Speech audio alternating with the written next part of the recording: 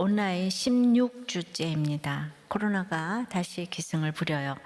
태어나서 이렇게 나라적으로 전 세계적으로 전염병이 와서 예배가 중단된 적은 이제 없지요. 그러니까 모두 그 면역이 하나도 없어서 이 바이러스에 누구나 감염될 수 있는 그런 이제 병이에요. 이 위기 가운데서 한국민에게 가장 기쁨을 준 것이 무엇인 줄 아세요? 미스터 트롯이라고 해요. 임영웅 씨의 노래는 이 짧은 시간에 2천만이 넘었는지 뭐 그렇게 클릭을 했다고 합니다. 어떤 장르의 가수가 이렇게 인기를 가질 수 있을까요? 이런 일도 전무후무한 일이 되고 있는데요. 트로트가 이렇게 스포트라이트를 받은 적이 없죠. 그런데 제가 음악을 전공한 사람으로 그 노래들이 좋더라고요. 편견을 버리고 비교적 산전수전 거치니까 어느 장르나 잘하는 노래에는 감동이 있어요. 그들이 무명이었는데 우리들처럼 고난의 사연을 가지고 나오니 동질감을 느끼고 이렇게 따뜻해진다는 것이에요. 위기의 이런 때에 국민을 좋아하게 해주었으니까 얼마나 애국하는 것인지요. 그들이 국민을 설득하기 때문이에요.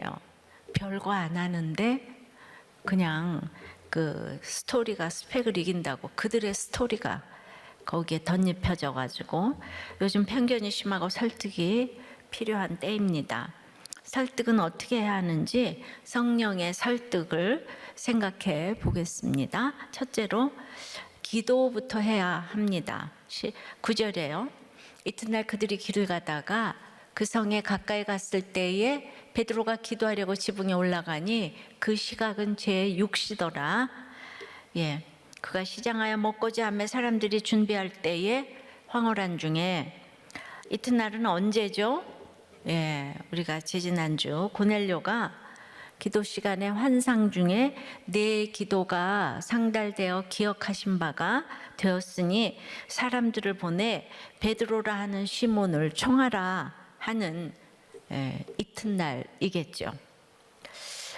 그런데 기도가 상달되어서 사실은 이제 응답되었다는 거잖아요.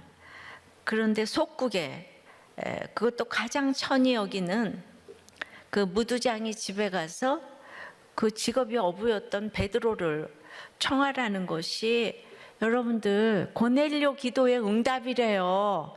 그러니까 기도 응답을 우리가 잘 생각해 보셔야 돼요. 어제나 오늘이나 동일하신 하나님은 이튿날도 똑같이 역사하십니다.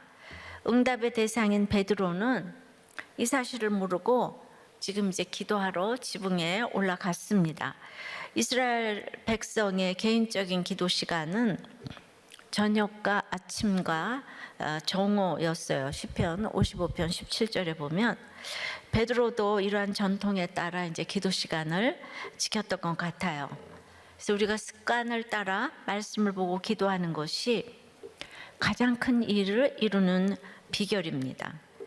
그러면 이렇게 타이밍을 기가 막히게 맞추어서 고넬료가 보낸 사람이 당도하기 전에 베드로를 기도하게 하시고 그리고 이제 환상을 보게 하셨습니다.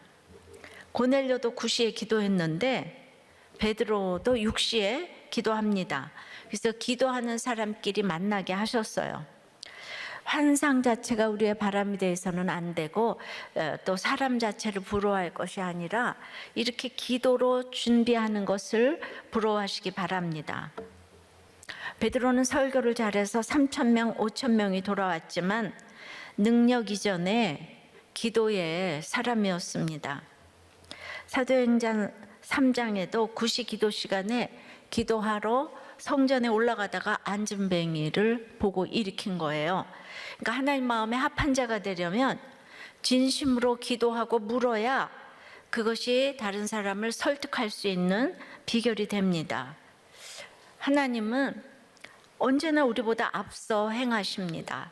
말씀을 통하여 하나님이 우리에게 지시하시는 그 길로 적용해서 나가면 하나님이 일하시기 때문에 순종의 축복을 만날 수 있을 것입니다. 요즘 큐티 기도회를 벌써 16주째 하고 있어요. 그죠? 예. 백정교회처럼 수많은 아픈 사연이 우리를 올리고 있어요. 기도 제목이 우리가 생각하기에 이루어지지 않았다, 이루어졌다 뭐 이러지만은 이 모든 거 하나님이 들으시고 저는 응답하신 것이라고 믿습니다. 기도해봐서 알지만 다른 사람의 기도 제목을 2시간이나 이렇게 읽고 기도한다는 것이 특별 새벽 기도 뭐 이렇게 일주일은 가능해도 벌써 16주째 이 날이 갈수록 힘든 것을 아마 느낄 거예요. 그래서 기도는 노동입니다. 아침 저녁 기도하려니까 저도 힘들더라고요. 근데 간절하고 힘든 분들은 매일 들어오세요. 겉으로 이제 문제가 없는 분들은 이 보고 듣기만 해도 피곤하다고 하는 분도 있어요. 이 직장에서도 힘들었는데 집에까지 와서 힘든 사람들 얘기를 보고 들어야 되겠냐는 것이죠. 그럴 수도 있어요. 그러나 짜증내면서도 우리들 교회에 있다는 것이 저는 상받을, 특별히 구원의 상받을 일이라고 생각을 해요. 무슨 일을 당해보지도 않았는데 힘든 사람들을 채우라고 하니 얼마나 짜증이 나겠습니까? 편하게 살려고, 행복하게 살려고 얼마나 열심히 공부하고 노력을 했는데 왜 나보고 뭐라고 하는 거야? 라는 마음이 들 수 있어요. 예, 그것이 너무 이해가 됩니다. 저도 열심히 공부했잖아요. 예. 그래도 복음은 인생의 목적이 행복이 아니고 거룩이라고 하잖아요. 이것이 진리예요. 큐티 기도회에 들어갈 마음이 지붕 위에 올라가는 것이고 또 시간을 내는 것이고 다른 사람에게 관심을 가지는 것이기에 하나님이 기뻐하시는 기도자, 중보자의 태도라고 생각합니다. 근데 기도회에 들어오시는 분들에게 응답 간증이 많이 나오고 있지만 더 많이 나오기를 축원합니다. 예, 그러면 어떤 분이 지붕 위에 올라갈까요? 기도 제목에 올라온 내용입니다. 초등학교 5학년 아이가 엄마랑 같이 큐티하고 제 마음에 믿음이 자라게 해주세요. 예, 아이도 간절하면 기도에 이렇게 올라와요. 초등 또 청소년부, 청년부 기도 제목이 다 올라오고 있습니다. 또 한 엄마는 자기 딸이 초등학교 저학년인데 미디어에 노출이 되어서 야동을 지속적으로 보았고 그러다 보니 동성애가 되는 건 아닌가 하는 막연한 두려움과 불안으로 가슴 답답함과 우울로 힘들어하고 있다는 거예요. 아르바이트 한다고 6개월간 딸을 방치했던 죄를 회개합니다. 주님, 우리 딸을 고쳐주시고 불쌍히 여겨주세요. 또 한 분은 중보기도를 올렸는데 죽고 싶을 때 먹을 약을 이렇게 만들어 놓는다는 거예요. 그리고 이제 몇 달 지나 상할 것 같으면 또 만들어 놓는다는 거예요.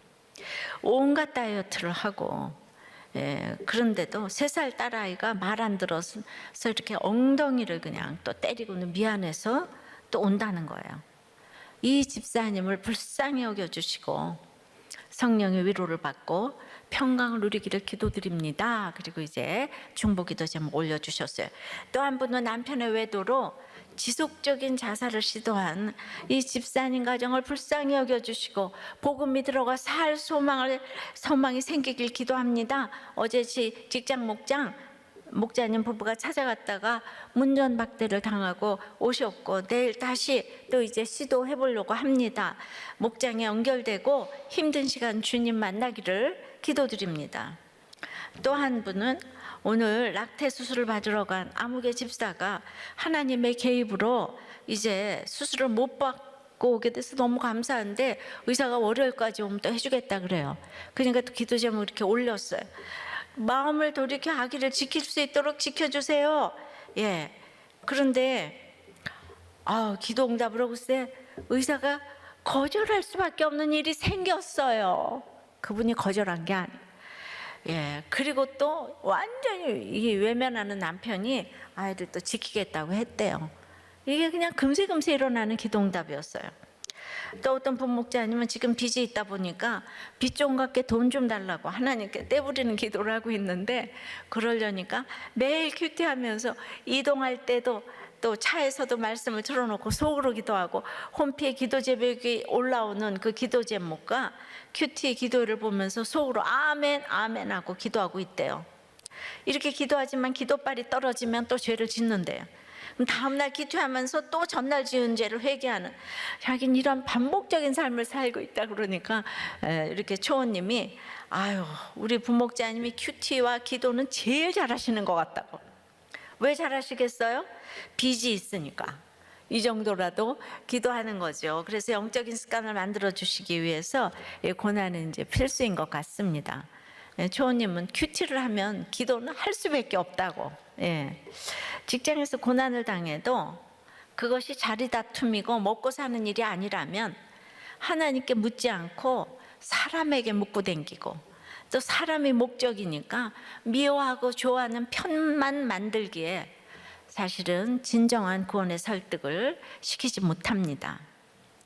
그래서 이 간절한 기도 제목이 있는 사람들이 들어오지 않겠어요? 또 그 사람을 위해서 중보 기도가 간절한 사람들이 기도에 들어오지 않겠어요? 그러니까 결국 간절한 사람들이 성령의 설득을 하게 돼 있습니다. 적용해 보세요. 여러분의 기도는 간절합니까? 형식입니까? 아예 안 하십니까? 간절한 기도를 들어본 때는 언제인지요? 멀리 먼 옛날에 간절한 기도, 그러니까 힘들 때만 간절한 기도를 하십니까? 그래서 우리가 이렇게 시간을 정해놓고 하는 기도는 참 유익한 것 같아요. 성령의 설득 두 번째는 편견을 버려야 합니다. 10절에요. 그가 시장하여 먹고자 하매 사람들이 준비할 때에 황홀한 중에, 그 당시 유대인들은 대체로 오전 10시와 오후 6시에 식사를 했다는 거예요. 그렇다면 이 정오는 끼니 때는 아니고 시장했다고 하니까 아마도 아침 금식을 한 것 같아요. 그러면 아주 허기진 상태에 있게 되잖아요. 그래서 이 시장한 금식의 경험은 참 이렇게 유익합니다. 제가 이 금식을 했던 이유는 뭐 아이들 공부, 우리 집안의 안녕, 이것보다는 우리 남편 가기 전에 이제 금식 기도를 했어요. 구원 때문에. 근데 결국 그거 이루어졌잖아요, 사실. 근데 가고 나서 갑자기 간증을 하니까 사람들이 너무 많은 상담을 하고, 그 다음에 우리 집이 계속 이렇게 열려지고, 그런데 그게 다 인간관계인데 거기서 이제 그 인간관계 하다가 큰일이 날 것 같다는 생각이 들었어요. 제가 평신도잖아요. 그러니까 이게 무슨 신학할 생각은 안 드는데 이거 굉장히 위험한 일이겠다 생각이 돼서 제가 그때 해마다 벽두에 그렇게 제가 금식을 했었어요. 며칠씩. 근데 그 금식을 한 거는 인간관계에서 인내하는 데 도움이 가장 많이 됐어. 그 아주 죽 한 그릇도 못 먹어서 막 그런 시장한 거를 경험하면 못 참을 일이 없더라고. 인내하는 데 도움이 됐고, 결국은 인내가 쌓여서 이렇게 사역을 하게 하십니다. 11절이에요. 하늘이 열리며 한 그릇이 내려오는 것을 보니 큰 보자기 같고 네 귀를 메어 땅에 들이웠더라. 그 안에는 땅에 있는 각종 네 발가진 짐승과 기는 것과 공중에 나는 것들이 있더라. 또 소리가 있으되 베드로야 일어나 잡아먹으라 하거늘 베드로가 이르되 주여 그럴 수 없나이다. 속되고 깨끗하지 아니한 것을 내가 결코 먹은 일이 없어요. 먹지 아니하였나이다. 이제 황홀한 중에는 이 초자연적인 상태의 현상이 갑자기 덮친 것이기도 하지만 비정상적인 황홀함, 그런 건 아니에요. 영적인 현상을 매우 잘 인지할 수 있게 된 상태를 가리키는데요. 정오에 기도하러 갔으니까 베드로가 시장에서 지금 무엇을 먹고자 하고 사람들은 식사를 준비하는 때인데요. 아마 정말 이제 맛있는 냄새가 콜콜 올라왔겠죠. 잠시 잠이 들었는지 황홀한 중에 하늘이 열리고 큰 보자기 같은 것에 각종 동물들이 담긴 채 네 귀를 메고 땅에 내려오는 이상한 광경이 베드로에게 환상으로 보여진 거예요. 그런데 그 안에 온갖 부정한 짐승들도 같이 가득 들어있어요. 유대인인 베드로가 보니까 지금 배가 고파. 아주 고픈데요. 부정한 동물로 여겨져 그가 먹지 않았던 것들이 거기 쫙 있는 거예요. 뭐 약대, 사반, 돼지, 뭐 거기 곤충도 있고 지느러미 없는 것들, 그러니까 발이 굽은 거, 뭐 안 굽은 거, 뭐 이런 얘기 나오지 않아요? 예, 그거는 구속사적으로 풀어야 되는데 우리가 구속사를 모르니까 맨 처음에는 이렇게 구체적으로 알려주셨어요.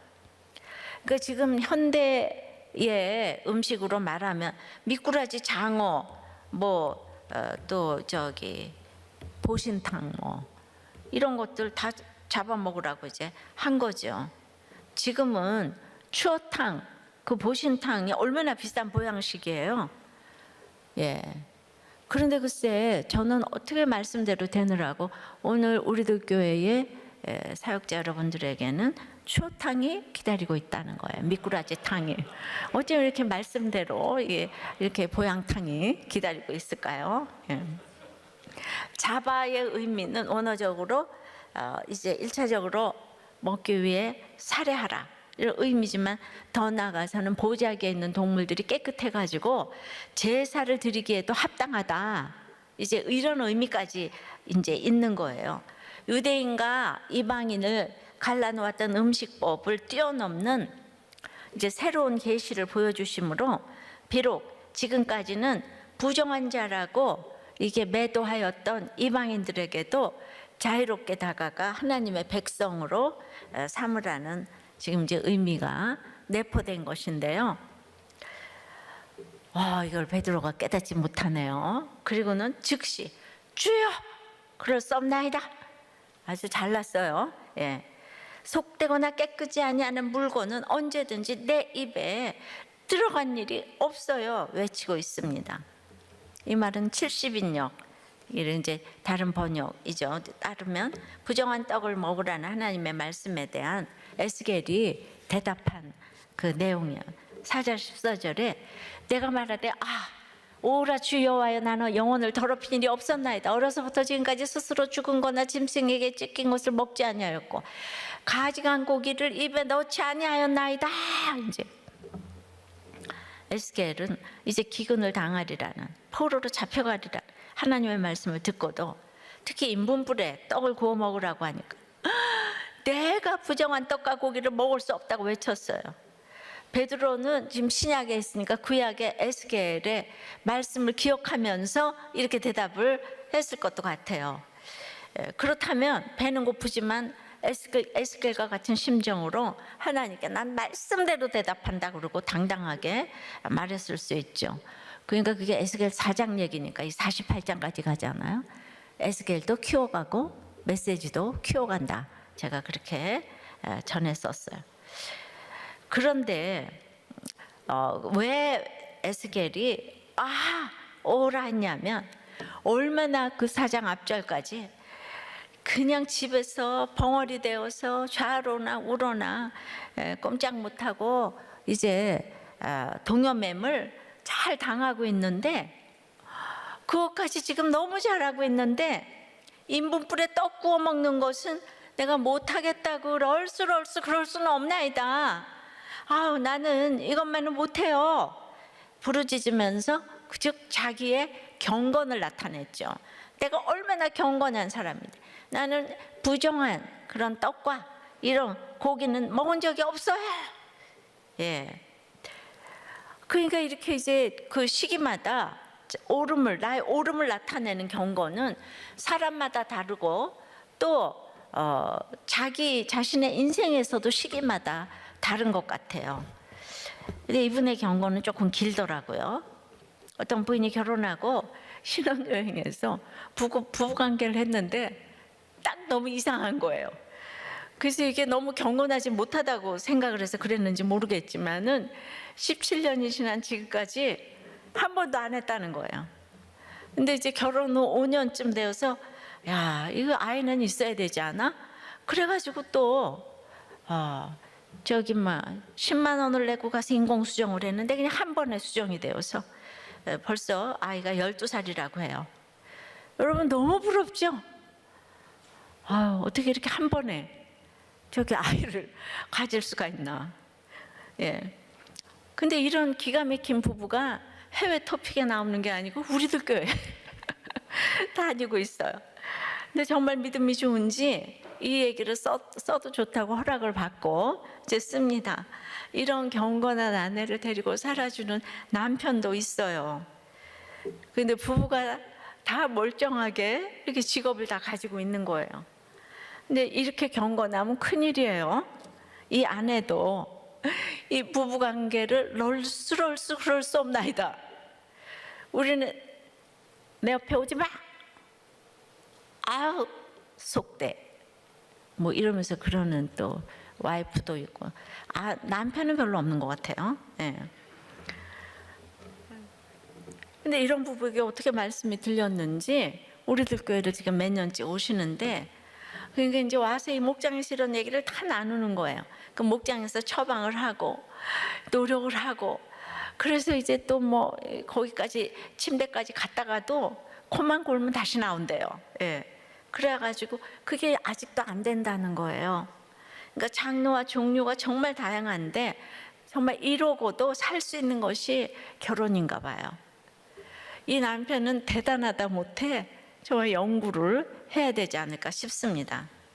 베드로도 자기가 이 그릇된 행동을 하면서도 경건하다고 여기는 거예요. 이 복음 전파를 가로막는 가장 큰 장애물의 하나는 전도자 자신의 편견인 거예요. 그 짐승들은 부정한 짐승이라는 거예요. 도저히 자기는 그걸 먹을 수가 없다는 거예요. 이 도저히 먹을 수가 없다는 거예요. 도저히 먹을 수가 없다는 거예요. 17년이나 되도록 도저히 먹을 수가 없다. 그리고 그것이 자신이 보기에 너무 옳은 거예요. 그러니까 이거를 이제 거꾸로 얘기하면 이런 거예요. 거꾸로가 아니고 삶에서 아유 바람 피우고 욕하고 이 돈 끌어 다니는 사람 도와주러 좀 같이 가세요. 얘기하면 아유 우리 집은 기도 열심히 하고 교회 나갔기 때문에 아유 우리는 그런 바람 피우는 일 없어요. 아유 우리는 욕할 줄 몰라요. 어떻게 돈을 꼴 수가 있겠어요? 우리들 교회는 없으면 금식하고 뭐 있으면 먹고 죽으면 천국 가는 교회 아닌가요?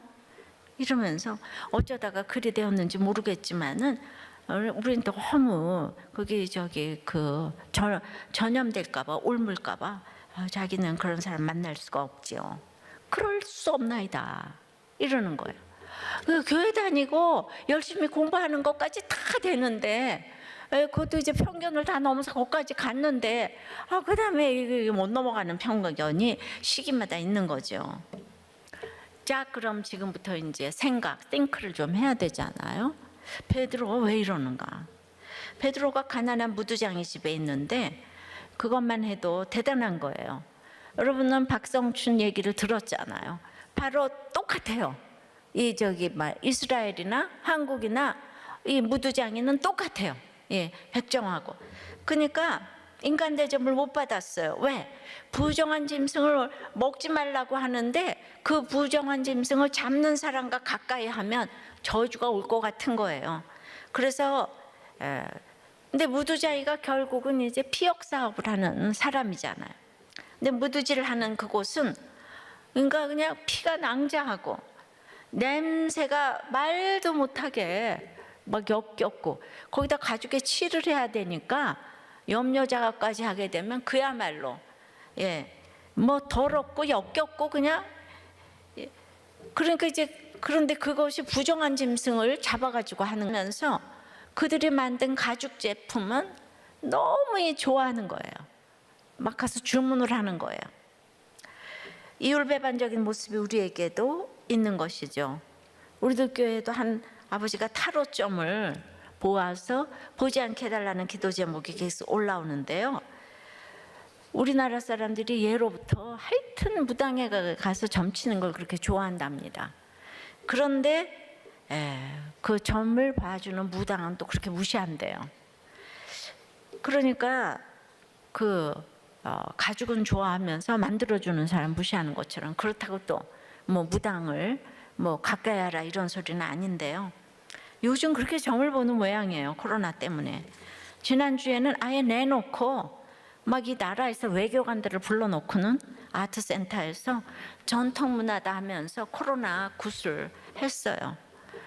코로나로 교회는 비난을 이렇게 받고 있는데 이렇게 외교관까지 초청해서 굿을 하는 것은 처음 보았어요. 기도할 때입니다. 그런데 그렇게 가장 역겨운 그곳에서 베드로가 여러 날 머물렀어요. 유숙했어요. 그리고 그 더러운 사람들이 해준 밥, 음식까지 먹은 거예요. 그리고 그전에는 또 이제 그전에 요빠 오기 전에는 사마리아도 전도했잖아요. 사마리아를 얼마나 무시를 합니까, 이 사람들이. 그런데 이 정도면 베드로는 완전 편견을 넘어선 사람 아니겠습니까? 근데 베드로가 있잖아요. 거기까지 하는 게 있더라고요. 그럼 베드로에 비해서 이 고넬료를 살펴보십시다. 7절 8절에 마침 말하던 천사가 떠남에 고넬료가 집안 하인 둘과 부하 가운데 경건한 사람 하나를 불러 이 일을 다 이루고 요빠로 보내니라. 고넬료는 그러니까 베드로가 가는 무두장이 집하고 고넬료가 가는 무두장이 집하고 세상적으로 보기에는 누가 더 낮아지는 거예요? 고넬료 아니겠어요? 로마의 백부장인데. 근데 고넬료는 무두장이 집에 절대로 못 가요 하지 않고 듣자마자 하인들을 불러 요빠로 보내는 순종을 했잖아요. 그야말로 이 종주국의 백부장이 종속국의 가장 천한 무두장이 집으로 한마디 토를 달지 않고 순종해 보낸 것이죠. 고넬료야말로 편견이 없네요. 베드로는 나는 결코 못 먹어요 이러는데 너무 대조되지 않나요? 이런 유대인의 편견과 고넬료의 순종에서 지금 베드로가 힘든 싸움을 하고 있습니다. 우리의 베드로는 예수님을 열심히 쫓으면서 제자 훈련을 받았는데 무두장이 가난한 사람을 도와주지만 결국 그는요 이 선민주에 못 벗어나가지고 무두장이는 이스라엘 사람이잖아요. 유대인인 거예요. 그리고 사마리아 사람도 이스라엘 반은 이스라엘 피가 흘리고 있는, 그러니까 그 선민 사상에 그냥 딱 있는 거예요. 그러니까 가난해도 우리 편이라는 거예요. 그런데 저 부자 이방인 고넬료는 너무 싫다는 거예요. 그냥 완전 개라는 거예요. 부자도 싫어. 이 경건한 사람은 돈도 싫어. 뭐 다 싫어. 오직 기도로. 그래서 이렇게 이단이 오대양 사건서부터 이렇게 나는 거예요. 저는 이제 지방색도 그런 것 아닐까 싶어요. 이게 너무 훌륭하신 분인데 고향 얘기만 나오면 더 이상 진도가 안 나가는 분이 있죠. 그리고 어떤 교회는 목사님 고향 사람만 모여든다면 정말 이거 문제 아닙니까?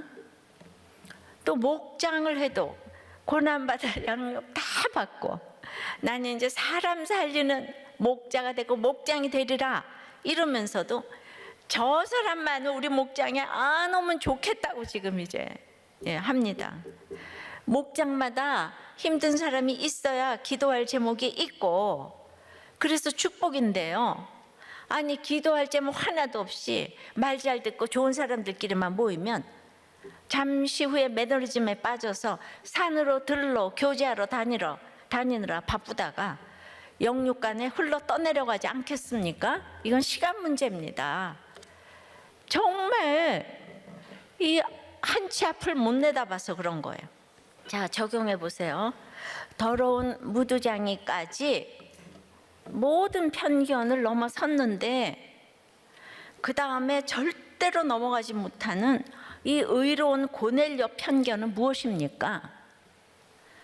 문자적으로 보면 정말 더럽고 뭐 이런 사람들은 살신성인의 자세로 다 가서 아프리카 선교 다 하는데 그 다음에 절대로 넘어가지 못하는, 인간은 자존적인 교만이 있기 때문에 자기하고 비슷한 사람을 못 봐주는 게 있거든요. 그러니까 이게 절대로 이 세상 다 내가 접수했는데 안 되는 게 있는 거예요. 이 모든 거 다 넘어가는데 딱 안 되는 게 있는 거예요. 그게 있잖아요. 시기마다 있다고요. 사람마다 다르고. 예. 그래서 성령의 설득 세 번째는 인내를 해야 합니다. 인내해야 돼요. 15절 16절. 또 두 번째 소리가 있을 때 하나님께서 깨끗하게 하신 것을 네가 속되다 하지 말라 하더라. 이런 일이 세 번 있은 후 그 그릇이 곧 하늘로 올려져 가니라. 자, 베드로가 저주해서 세 번이나 예수님을 부인해도 주님은 베드로의 죄를 용서해 주셨어요. 예. 어떻게 스승을 저주해서 부인을 할 수가 있어요? 자기 어부인데 데려다가 지금 제자 훈련 시켜서 옆에 데리고 끼고 살면서 그런 사람을 정말 그런 예수님 배반하고 말이죠. 예. 그런데 너의 죄를 사해 줬는데 저 이방인의 죄를 내가 사해 주지 못할 까닭이 뭐가 있냐? 내가 깨끗하게 했노라. 예. 이렇게 말씀하세요. 이 황홀한 중에 음식물이 내려오는 사건은 지금 무려 3번이나 반복되었고 소리까지 동반된 매우 분명한 사건이었어요. 정말 팩트예요. 사건이에요. 그런데 이거를 베드로가 안 먹겠다고 하니까 하나님께서는 베드로에게 너 정말 너 그럴 수 있어? 당장 안 먹을래? 응? 아니 네가 여기 도대체 얼마나 있었는데 네가 나한테 훈련받은 게 몇 년인데 이렇게 야단안치시고 그냥 베드로 입장을 이렇게 이해를 해주시네요. 3번이나 올라갔다 내려갔다 올라갔다 내려갔다 올라갔다 내려갔다. 나는 그 성령님의 하나님의 그 사랑과 인내와 노력과 그냥 어떻게 보면 아버지처럼 뒤뚱뒤뚱 올라갔다 내려갔다 올라갔다 내려갔다. 그 정말 사랑이 너무 느껴지는 거예요. 동일한 환상과 음성으로 설득을 하십니다. 예. 먹어라. 내가 결코 먹은 일이 없어요. 먹어라. 아니 되옵니다. 먹어라. 아니 되옵니다. 전도를 하기 위해서 베드로 같은 사람에게 이같이 설득을 하셔야만 되는 것이 하나님의 인내이시고 성령의 설득인 것입니다. 우리는 저 사람은 절대 그럴 분이 아닌데 왜 그러시지? 할 때가 있어요.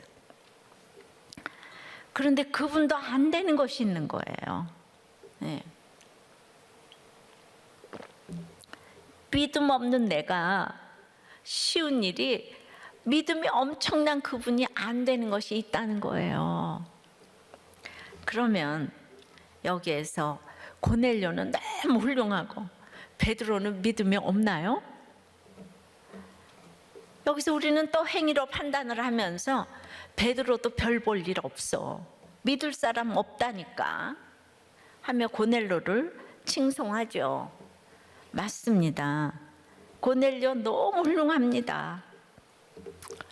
그러나 고넬료는 한 장밖에 안 나오는 알 수가 없는 보여지는 역할인 거예요. 베드로는 고기잡이부터 우리가 알 거 모를 거 다 알면서 여기까지 왔어요. 그러니까 알 거 모를 거 다 알면서 여기 앉아있는 사람은 우리도 여기 앉아있는 사람은 말씀이 들리던 안 들리던 택자라고 생각을 이제 합니다. 네. 그래서 예수님의 십자가와 부활까지 자기 눈으로 다 본 베드로고 성령이 임하고 지금 3,000명, 5,000명 설교하고 구름대처럼 모여들고 이런 사람이 그냥 무두장이 집에 가서 그 더러운 음식을 먹으면서 그게 안 되는 게 있는 거야. 안 되는 게 성도의 견인이라는 것이 그래서 참 성수로 가는 길은 끝이 없다는 거잖아요. 천국 가는 그날까지 모든 사람들이 죄를 지었기 때문에 하나님의 영광에 이를 자가 한 사람도 없다는 거잖아요. 그러니 우리가 되었다고 할 것이 무엇이 있겠습니까? 되었다만이고가 바로 이런 것 아닐까요? 그러니까 아주 이렇게 대단히 편견을 다 물리쳐 보이는 성숙한 사람도 편견을 가질 수 있어요. 그러니까 그냥 어떤 편견들이 다 있어요. 그냥 징크스가 다 가지고 있고. 근데 이 세상에 완전한 사람 하나도 없고, 베드로가 이러는 거 보고 제가 이번 주 굉장히 그 위로가 많이 되더라고요. 이렇게 수고로이 베드로를 설득하시는 이유는 강요하지 않으시는 하나님 보여주세요. 어떤 일을 이루기 위해서 우리를 부르시기보다 하나님께서는 먼저 우리 자신이 목표인 거예요. 그래서 베드로가 말을 듣느냐 안 듣느냐 안 듣느냐 이게 목적이 아니라 고넬료가 목적이고 베드로 자체가 목적이기 때문에 하나님은 자유의지를 주신 이 베드로를 설득하시는 거예요. 예. 이단은 막 초월적인 하나님이 막 몰아붙이잖아요. 근데 이렇게 해야 되는 거예요. 그래서 복음이 이방으로 들어가는 역사적 장면에서 초월적 독재자의 모습이 아닌 이렇게 설득하시는 모습을 보여 주셨어요. 예. 그러니까 정말 인내하면서 설득을 하시는 모습. 예. 그야말로 우리 사역은 인내라고 해도 과언이 아니에요. 하나님이 저를 인내하시면서 기다려주시는 저의 편견은 무엇일까? 이렇게 이제 또 생각을 해봤죠. 뭐 여러 가지가 너무 많지만은 여러분들이 가장 많이 알고 있는, 저는 우선 고난이 없이 말씀이 들릴까? 이거요. 너무 기분 나쁘시죠? 그래서 제가 고난당한 사람만 인정한다는 역차별을 우리들 교회에서는 이렇게 말하곤 해요. 예. 그러니까 아니, 이 세상이 짧으니까 그래도 저는 기다리는데도 그래서 애통해요. 예. 내가 말은 할 수가 없고 그래서 그래서 이제 애통하는 것이 있는 것 같아요. 근데 또 한 편견은 이 남자 목사님들이 내 설교를 안 들을 거다, 또 인정하지 않을 거다. 물론 많이들 좋아해 주시죠. 그러니까 이제 목회자 세미나도 많이 오시지만 저는 이제 말씀으로 목회를 하는데 자꾸 여자에 대한 편견을 가지고 있죠. 그러니까 말씀으로 목회를 하니까, 여러분 여자가 돼서 온 사람 아무도 없어요, 우리들 교회. 그런데 외부에서나 저기 한 사람은 말씀보다는 그거를 가지고 이제 분명히 있겠지만, 저 또한 그렇게 편견이 있겠다는 그 편견이 또 저에게 있어요. 목사님들한테 이런 편견이 있겠다는 그 편견이 나한테 또 있다 이거죠. 근데 이거는 쌓이지 않으면 생기지 않는 편견이거든요. 같은 일 자꾸 쌓이다 보면 그런 편견이 생겨요. 당해보지 않으면 모르죠. 개척 초기에 제가 그 유럽에 여자 안수를 안 주는 아주 말씀을 국시로 놓는 이 교단에서 열리는 목회자 수련회에 제가 강사로 갔습니다. 근데 이제 그 당시 이제 대표님이 제 큐티 간증을 듣고 이제 은혜를 받아서 부르셨어요. 그때는 교단에서 무명한 데다 외국에서는 도저히 더 모르시죠. 그러니까 이제 제가 이렇게 갔을 때에 저를 보고 어떤 목사 사모가 왔나? 이제 그랬어요. 아침이 되었어요. 강사가 여자라는 것이 알려진 것이죠. 제 이름이 포스터에 이름이 분명히 나왔는데 다들 남자라고 굳게 편견을 가진 거죠. 굳게 확신을 한 거죠. 이제 강의 직전에 여자라는 것이 알려졌죠. 그러니 큰일 났습니다. 저도 그때까지 교단이 그렇게 저기 한 거 몰랐어요. 거기에는 무슨 총회장님까지도 있었다고 하니까 큰일 난 거죠. 외국까지 갔는데, 그래서 강사인 저를 두고 회의에 들어갔습니다. 회의 결과 완강하게 반대하는 목사님도 보았지만은 이제 결론은 그게 국내도 아니고 외국이니까 설교하지 말고 간증해라. 예. 그런데 제가 그냥 얼굴을 조금도 화를 내지 않고, 아까 그러더라 어떤 목사님, 결혼식에 갔더니 설교를 5분만 하라고 그래서 자기가 설교 안 하고 나올 뻔했다고. 이러는 판국에 난 거기 갔는데 화내지 않고 그렇게 알겠습니다 하면서 SKL 간증을 했어요. 예. 사실 저는 평신도로 오래 사역해서 이 간증이 전문이잖아요. 그래서 이제 SKL 간증을 이제 해야 되는데 너무 간증을 한다 그러면 어떡하지? 이게 내 삶을 얘기해야 되는, 그리고 걱정을 하고 있는데 간증을 하라니까. 이게 하나님의 응답이잖아요. 이렇게 하나님은 타이밍을 맞추십니다. 그래가지고 그냥 정말 간증을 이렇게 했는데, 말씀 사경에도 그런 말씀 사경회가 없을 정도로 에스겔을 구속사적으로 삶으로 풀어가면서 그야말로 이제 간증을 했습니다. 끝나고 나서 대부분 은혜 받으셨다고 해요. 그리고 이제 완강하게 반대하던 목사님들도 저에게 말씀 안 하시더라고요. 그리고 이제 몇 년 전에 어떤 교회 갔더니 그때 목사님이 너무 그때 죄송했다고 저한테 이렇게 사과를 이제 하시더라고요. 그때 거기 계셨었다고. 그래서 자기네들이 끝나고 굉장히 여러 말을 했었노라고, 목사님에 대해서 죄송했다고. 이러니 저는 은혜 받는 사람이 있다 해도 항상 긴장이 됩니다. 그리고 그런 부분에 편견이 저도 모르게 조건반사되는 것이 있어요. 그 이후에도 그런 일이 또 많았기 때문이죠. 그러니까 저는 사명이니까 이 길을 가는데 그것도 이제 쌓이다 보니까 피해의식이 되잖아요. 그걸 벗기가 쉽지 않아요. 어려서부터 인정을 받아본 일이 없어가지고 집에서 엄마한테 또 남편에게 또 지금 어떤 여자 목사로서 평생이 그런 그 위치에 있다 보니까 남자 목사가 이 정도 크기의 교회를 16년 만에 이렇게 10,000명이 넘어가는 교회 담임이 되었다 그러면 무조건 인정하는 것이 있을 것인데, 그렇지만 저도 그냥 그 인정하면 되는데, 받아들여주는 쪽이 있으니까 그게 너무 고마운 것이라고 생각하면 되는데, 끝없이 이렇게 인간은 자존적인 교만이 있으니까 제 수준에서 또 이제 또 안 받아들일 거다 하는 편견이 있는 것이 애통할 따름입니다. 베드로가 그래서 너무 이해가 되는 거예요. 그럼에도 그래서 저를 깨어있게 하시는 것이 감사하는 거예요.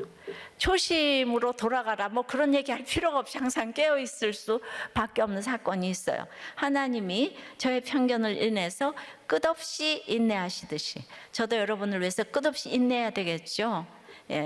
그냥 뭐 이러고저러고 넘어가면 되는데 발동되는 그런 것이 있어요. 피해의식 같은 거. 그래서 저는 백정 박성춘이 너무 이해가 되는 거예요.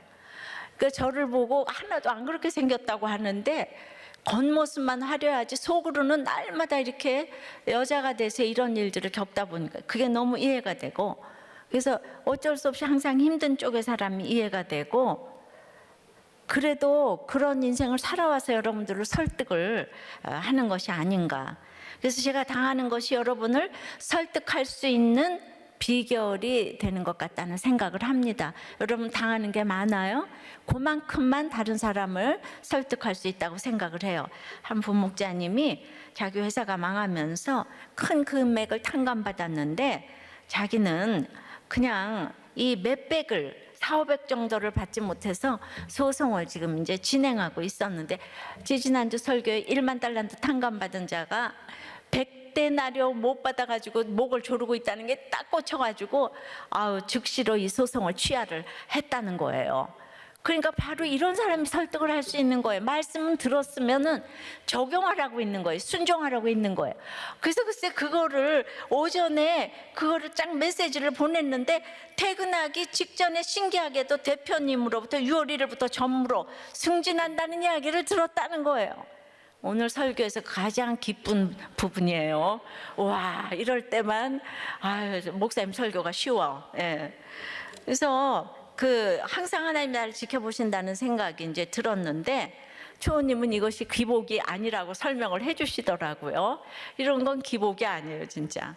이런 분이 저는 이제 성령의 설득을 할 수 있다고 생각합니다.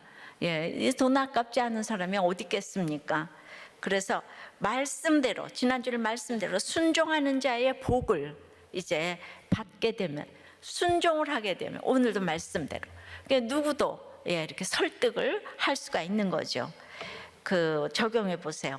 하나님이 나를 인내하시며 설득하듯이 나도 남을 위해 끝없이 인내하며 이 구원을 위해 설득할 일은 무엇입니까?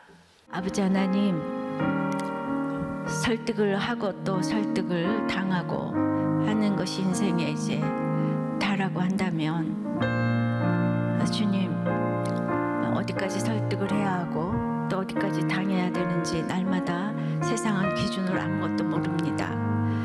그런데 말씀을 믿고 이렇게 살아오다 보니 그냥 그것을 알려주시기 위해서 하나님은 사건을 주시고, 에스겔 선지자같이 대단한 사람도 오라, 나는 부정한 떡을 먹은 일이 없다고 집 밖으로 나가지 못하고 벙어리가 되어서 꼼짝도 못하고 있었던 그가 다 감당했는데 이제 인분불에 떡을 구워 먹으라니 나는 부정한 떡을 먹은 일이 없다고 오라 너무너무 주님께 외치는 모습을 보았습니다.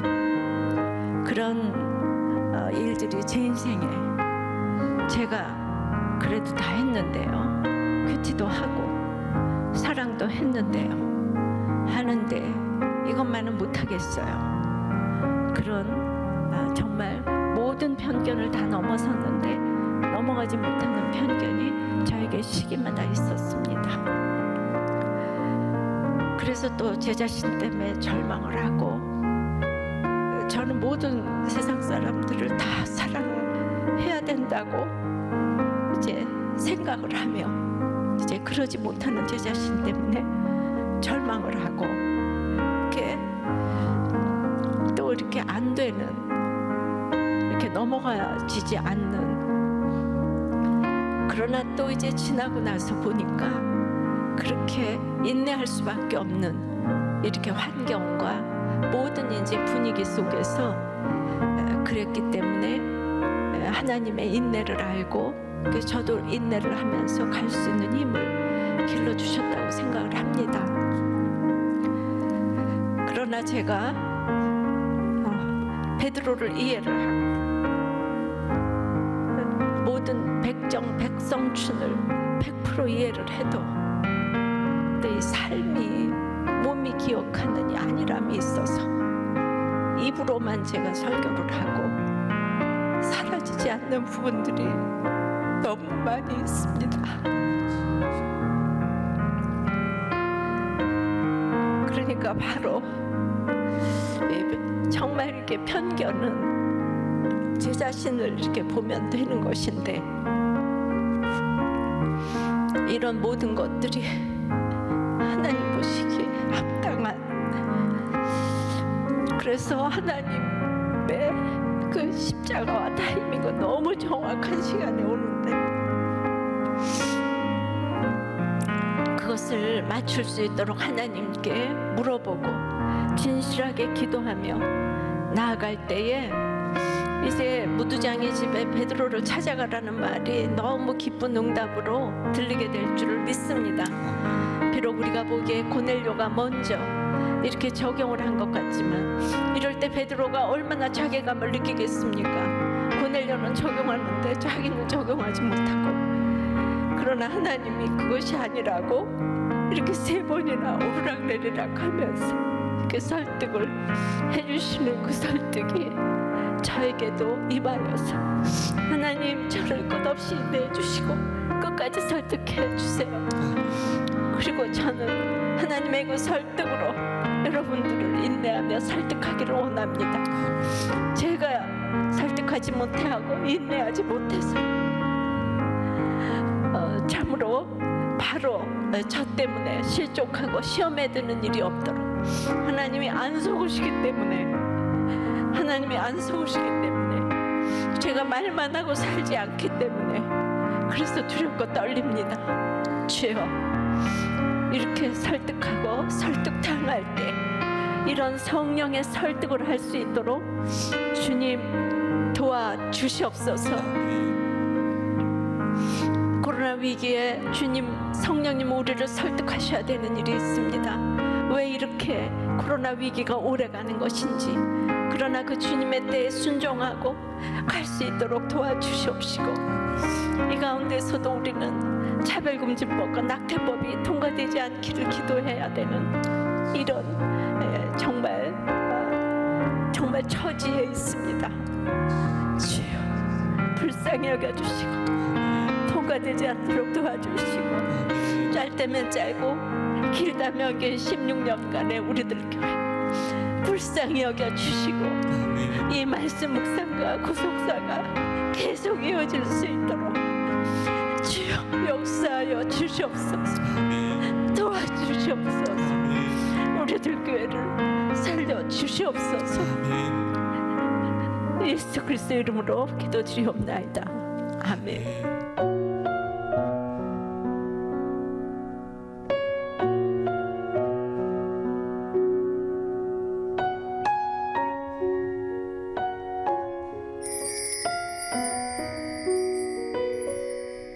저는 부유한 집안에서 외아들로 태어나 물질적 풍요를 누리며 살았습니다. 그러나 아버지가 사업 실패로 술 중독에 빠져 간경화로 제가 대학교 1학년 때 돌아가셨고, 공고해지신 어머니는 교회에 다니기 시작하셨습니다. 대대로 불교를 믿는 집안이 아내와 결혼하고자 하니 어머님이 반대하셨고, 아내와 함께 교회에 등록하고 형식적으로 세례를 받고 목사님의 주례로 불신 결혼을 했습니다. 결혼 후 외국인 회사에 스카우트 되었고, 능력을 인정받아 30대 초반에 부장으로 승승장구하자 교회에 대한 편견이 있었던 저는 거기까지 하며 피곤하다는 핑계로 교회를 떠났고, 아내는 다시 절에 나갔습니다. 세상의 성공에 익숙해진 저는 40대에 사업을 시작하며 물질 성공에 중독되어 주위 사람들의 무능함을 무시하는 교만의 죄를 저지르며 14년간 선민의식에 빠져 살았습니다. 일중독과 인정중독에 빠진 저로 인해 잦은 부부싸움과 불화로 여러 번의 이혼 위기를 겪었지만, 남들에게는 행복한 가장인 양 위장하고 강팍하게 살아왔습니다. 그런 저의 죄악으로 나의 성공을 완전히 무너뜨리는 고난이 시작되었습니다. 2013년 말 회사의 위기로 마음이 불안해진 저는 당시 불교 신자였던 아내와 절에 방문했는데, 문이 닫혀 있어 집으로 돌아가는 길에 우리들 교회를 지나가게 되었습니다. 아내의 제안으로 교회 구경이나 할 겸 들어가게 되었는데, 설교를 마치시고 눈물로 기도하시는 목사님의 모습을 보고 교회에 등록하게 되었습니다. 당시 저는 하나님이 회사를 위해 위기에서 구해주시지는 않을까 하는 기복의 마음으로 주일 예배는 물론 새벽 기도에도 빠짐없이 참석했습니다. 속지 않으신 하나님은 경영하던 회사에 엄청난 부채를 남기고 수많은 사람의 비난과 배반 속에 나의 우상을 완전히 멸하셨습니다. 집은 경매로 넘어가고 무일푼 신세가 되어 세상 사람의 수치와 조롱을 받았고, 우리 세 식구는 뿔뿔이 흩어지게 되었습니다. 회사 정리를 마무리하기 위해 회계사와 마지막 미팅을 한 후 회사에 돌아온 저는 밀려오는 좌절감과 외로움으로 회사에서 극단적인 선택을 하였습니다. 새벽 2시경 갑자기 잠에서 깬 아내가 불길한 예감에 경찰에 신고하게 되었고, 경찰에 의해 무사히 구조되었지만 처가 식구의 의견에 따라 이혼을 하게 되었습니다. 그러나 우리 부부는 주일마다 교회가 도피성이 되어 목사님의 말씀을 듣고 나의 죄를 보게 되니, 사람은 믿음이 대상이 아니라는 말씀이 이해되었고, 지금의 고난이 보석이 될 거라는 확신이 생겼습니다. 하나님의 은혜 가운데 제가 어떤 모습으로 생을 마감할지는 모르겠지만, 하나님은 어떤 상황에서도 택하신 영혼을 버리시지 않는다는 것을 알게 되었으며, 세례 때 연주되는 나의 안에 거하라는 찬송에서 내가 너를 지명하여 불렀나니 너는 내 것이라 너희 하나님이라 하는 말씀에 저와 아내는 한없이 울며 하나님의 부르심에 감사했고, 매일 큐티를 하면서 드러난 죄뿐만 아니라 감춰진 죄까지도 보게 되어 하나님의 은혜에 절로 감사가 나왔습니다. 목장 예배를 드릴 수 있는 집을 원하며 아내가 간절한 마음으로 서원 기도를 드렸는데, 기도응답으로 예배를 드릴 수 있는 집을 대표님이 마련해 주셔서 가족이 함께 모여 살게 되었고, 예쁜 며느리도 맞이하였습니다. 그리고 부목자 회의에서 신결혼하라는 목사님의 권면에 따라 우리 부부는 재혼 예식을 드렸습니다. 그러나 물질 우상에서 완전하게 벗어나지 못한 저는 부유했던 때를 그리워하면서 코로나 사태를 핑계 삼아 큐티를 게을리하고 세상 성공에 더욱 열심을 내고 있었습니다. 하지만 1만 달란트 단감 받은 주일 말씀을 들으며 회사가 망했을 때 하나님께서 1만 달란트의 큰 금액을 단감해 주셨음에도 불구하고 작은 금액을 빚진 자에게 소송을 진행하고 있는 제 자신이 죄인임이 인정되어 소송을 취하하게 되었습니다. 그런데 그날 오후 회사 대표님으로부터 6월 1일부터 전무로 승진되었다는 메일을 받았습니다. 신앙생활에 충실하지 못한 저를 벌하지 않으시고 인내하시고 3번이나 말씀을 통해서 설득하시며 말씀에 적용하는 마음을 주셔서 감사드리며 연약한 저의 구원을 위해서 쉼없이 일하신 하나님을 믿고 붙어만 있었는데 약해진 저의 신앙심을 붙잡아 주신 하나님 사랑합니다. 목사님 감사합니다.